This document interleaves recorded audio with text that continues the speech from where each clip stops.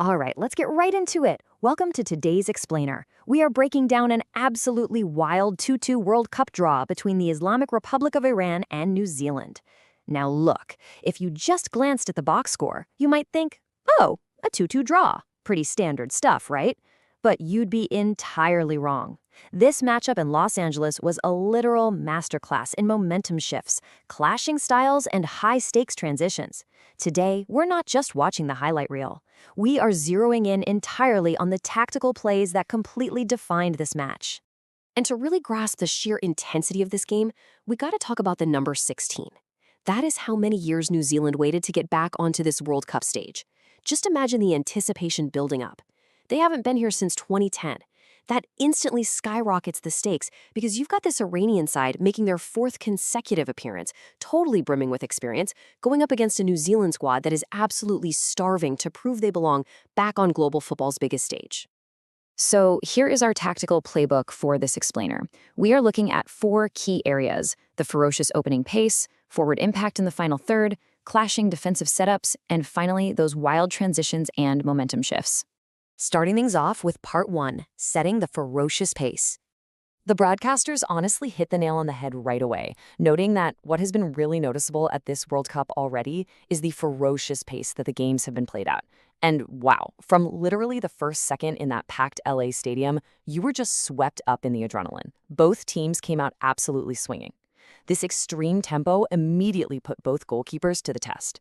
Iran forced New Zealand's Max Crocombe into a huge early save, and right down the other end, Alireza Beranvan had to be instantly on his toes. The big tactical takeaway here? Neither team wanted to just feel things out. No way. They wanted to dictate the rhythm through pure, unadulterated speed. Moving to part 2, forward impact, specifically looking at Chris Wood. You see, pure speed is great, but it's kind of useless if you don't have an anchor up top.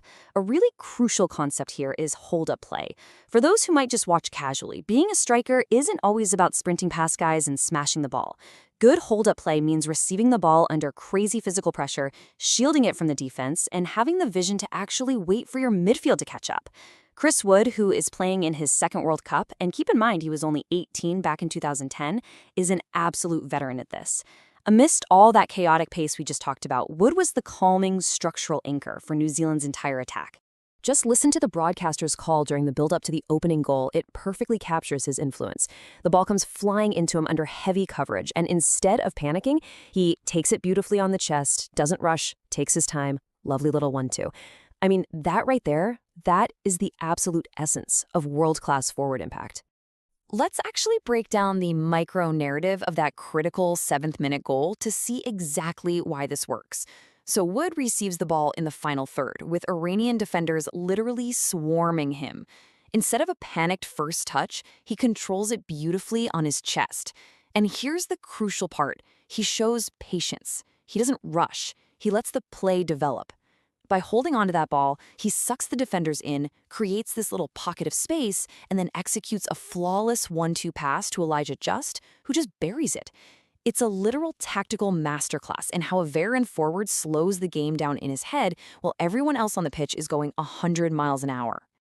All right, part 3, defensive setups and style clashes.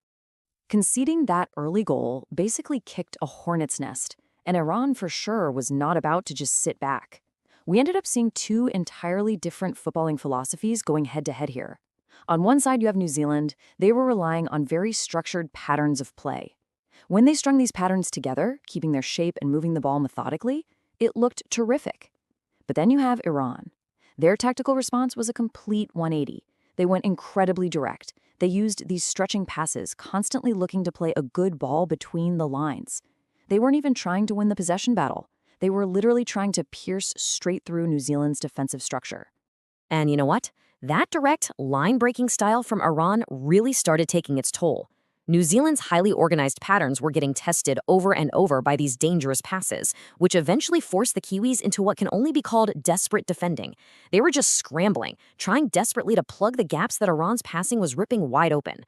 And right before the half, that desperate defense finally gave way. Iran's relentless pressure paid off when Ramin Rezaeian capitalized on a brilliant cross to score the equalizer. Which brings us to part 4, transitions and momentum shifts. Coming out of the locker room, tied at 1 apiece, the tactical landscape shifted all over again. The second half wasn't even about possession anymore. It became this massive battle of who could react faster in transition. Looking at the timeline, you can literally see the action-reaction pendulum swinging back and forth. Minute 7, New Zealand strikes first. Just before the half, Iran answers.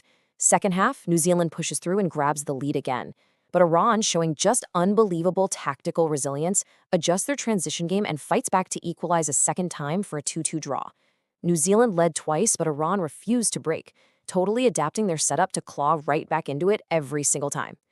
So, how did these teams actually manage those high-stakes transition moments? Well, let's walk through this incredible sequence in the 89th minute. Step 1. New Zealand wins the ball back and immediately launches a lethal counterattack. Step 2. The Iranian defense is caught slightly out of position, and they instantly recognize this super dangerous numerical mismatch developing right in front of them. So step 3, an Iranian defender steps up and commits a deliberate, cynical, tactical foul. He takes a yellow card, which was the game's very first booking, by the way, all the way in the 89th minute. He literally sacrificed himself to shut down a game-winning transition. That right there is supreme tactical awareness. It's not pretty, but it absolutely saved the point for Iran. And finally, let's look at the final tactical verdicts. When that final whistle blew, you saw exhausted players from both sides literally collapse onto the pitch. That supreme physical exertion perfectly captures the insane mental and physical focus needed to execute these clashing tactics. But what does it actually mean for the rest of the tournament? Well, because Belgium and Egypt also fought to a draw earlier that same day, this 2-2 result leaves Group G in a perfect, mathematically precise four-way deadlock. As you can see, every single team is sitting on exactly 1 point. The group is completely 100% wide open. So I'm going to leave you with this to think about as the tournament rolls on. We've seen exactly how these teams want to play. Which of these distinct tactical setups, New Zealand's highly structured patterns and veteran hold-up play, or Iran's relentless line-breaking transition passes, is actually going to prove more lethal in Group G? Time will tell, but one thing is for sure.